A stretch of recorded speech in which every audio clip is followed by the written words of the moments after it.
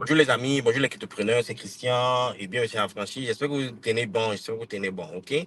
Je voulais juste vous inviter encore à être extrêmement prudent. Pour ceux qui me suivent depuis longtemps, vous savez ma philosophie dans les investissements des cryptos actifs. Ne jamais investir massivement. Ça veut dire ne mettez jamais la majorité de votre capital ou de vos capitaux sur les mimes et les shitcoins. Je vous ai déjà dit que c'est un jeu de scam. Les gens qui viennent ici ne comprennent pas une chose. Ceux qui disent que les crypto-monnaies sont des scams ont raison, hein. Il y a des scammers partout, que ce soit dans l'immobilier, que ce soit dans l'investissement traditionnel, comme par exemple les options, les stocks, les actions et autres, les produits dérivés ou autres. Il y a les scammers partout, ok? Et au niveau des cryptos actifs, c'est le cas. Et c'est même encore exagéré dans un environnement où il n'y a pas de régulation, il n'y a pas de contrôle, ok? C'est pour ça que je vous dis que la préservation des capitaux est un élément essentiel pour un bon investisseur. Je préfère préserver mon capital que de prendre des risques inutiles qui pourront m'éliminer des opportunités futures. Donc, c'est pour ça qu'il faut qu'un investisseur pense, OK? Parce que les opportunités, il y en aura toujours.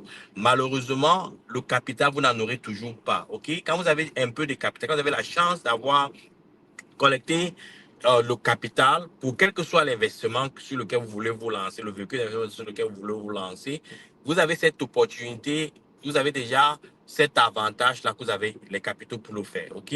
Donc, le capital est en quelque sorte le nerf d'un investisseur. C'est le nerf de la guerre d'un investisseur. OK?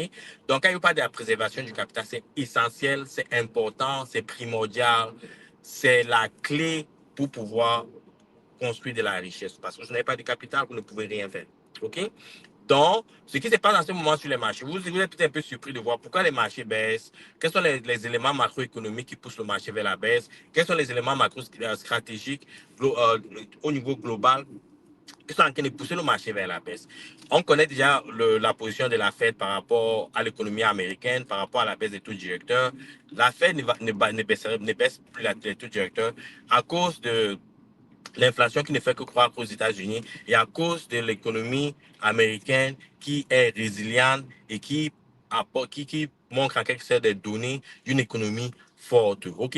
C'est l'une des premières raisons. Il faut aussi comprendre que entre le dollar et les crypto-monnaies, la corrélation est négative. Ça veut dire que tant que le dollar est fort, le marché des crypto-monnaies ne va pas connaître un boom stratosphérique. OK? Tant que le dollar est fort, ça sera le cas. Donc, il faut observer ces données-là pour comprendre un peu la direction du marché. Quand le dollar va commencer à s'affaiblir, et je sais que le dollar va commencer à s'affaiblir, le marché des crypto-monnaies va commencer à rebondir. OK? Donc, il faut voir cette corrélation-là. Maintenant, vous allez demander pourquoi le dollar est aussi fort. Le dollar est aussi fort parce que c'est une monnaie en demande. Les Américains, ces derniers temps, si vous regardez, quand j'aurai l'opportunité, je vais partager un peu euh, les informations sur le trésor américain, sur l'impression du dollar, OK?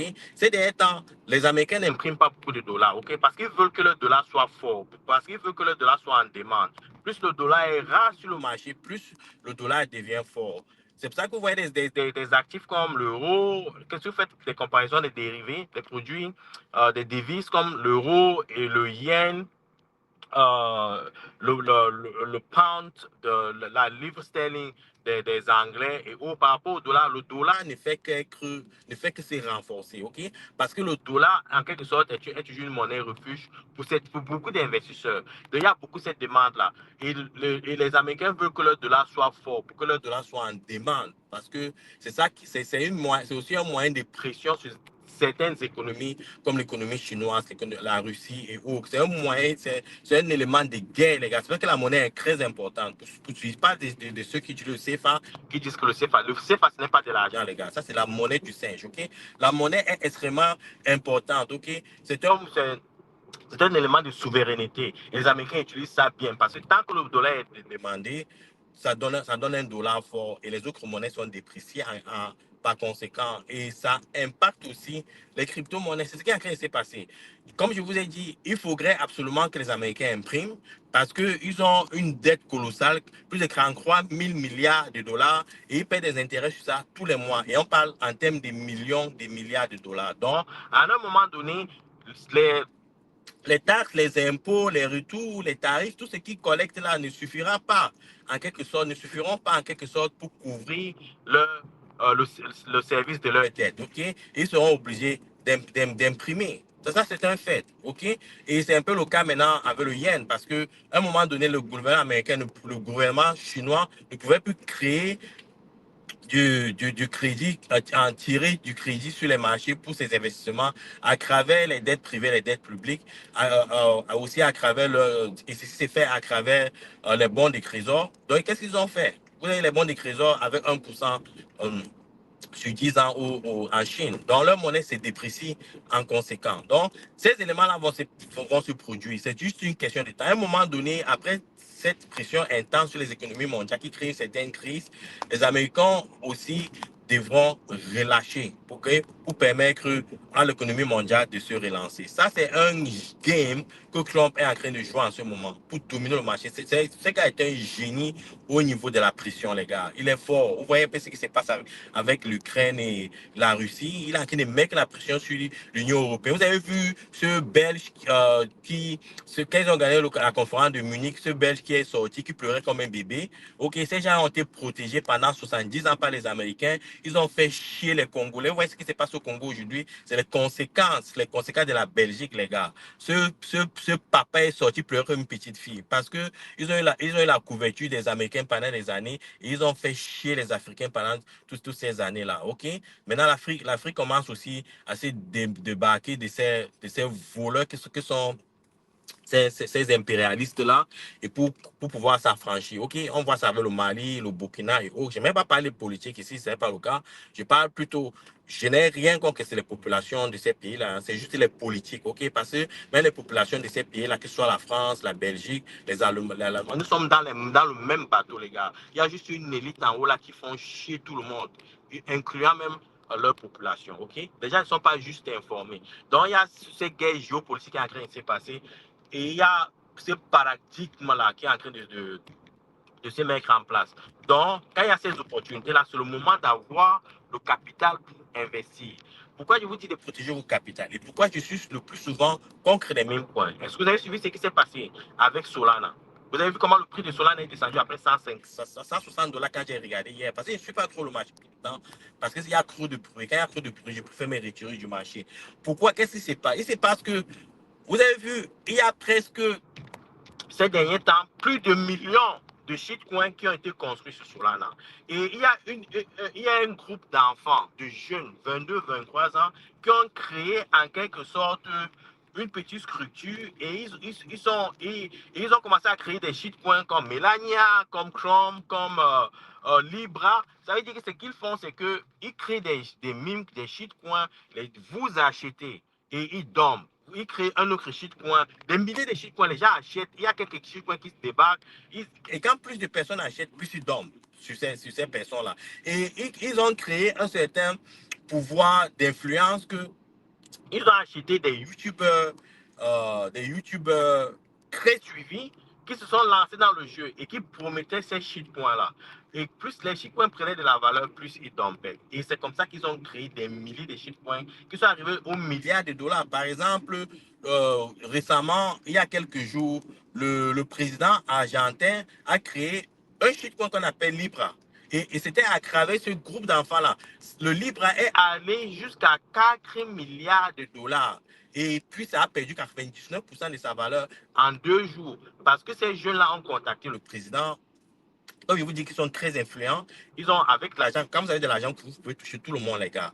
Ils ont touché le président argentin qui a chuté. Et quand il a chuté, beaucoup de gens se sont lancés à acheter et puis ils ont dormi. Ces gens-là se sont fait beaucoup d'argent et il y a eu ces séries-là. C'est pour ça que vous voyez aujourd'hui Solana qui on disait que pouvait être utilisé pour la blockchain mondiale. Ouais, le prix de Solana baisse parce que les gens utilisent ça pour les shitcoins et vous lancez, vous achetez sans comprendre les dangers dans lesquels vous êtes en train de vous lancer. Donc, je vous dis, les shitcoins, les mêmes coins, les gars, ne vous enrichiront jamais. Il y a quelques éléments qui auront la chance d'entrer tôt et s'ils sont smart, qui sortiront tôt, qui se feront de l'argent. Mais je vous dis que la majorité des personnes qui investissent dans le shitcoin, je peux dire 99% perdent, ok? Il y a des influenceurs comme CryptoBank que je suivais, que je ne suis plus, ok? Je le suis plus depuis plus d'un an parce que c'est aussi ces gens-là qui sont en quelque sorte de promouvoir la paresse au niveau des investissements parce que ces gars-là ont créé un shitcoin qu'on appelait Gomi, ok? Ils ont créé un shitcoin, ils disaient que non, c'était pour la communauté.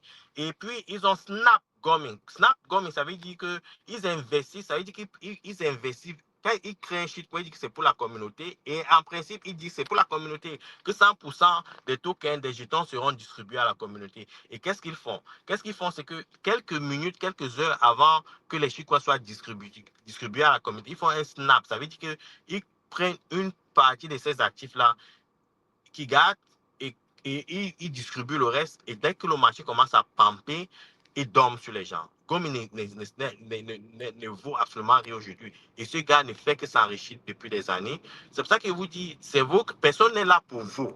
Il n'y a que vous qui puissiez vous protéger. Personne ne viendra jamais protéger vos intérêts. OK? Même quand vous ferez de l'argent, pour protéger cet argent, sera un combat. OK?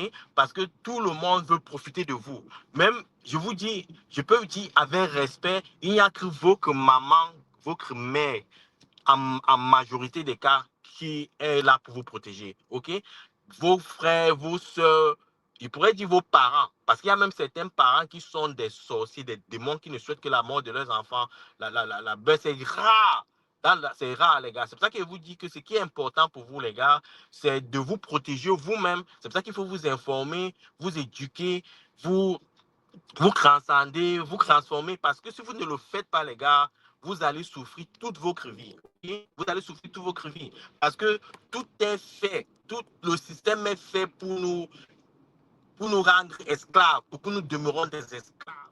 Mais quand vous avez de l'argent, les gars, parce que je vous ai dit qu'il est facile d'être millionnaire que de demeurer millionnaire, les gars. Parce que dès que vous avez de l'argent, vous pouvez pas savoir les tentations, les dangers qui vous guettent.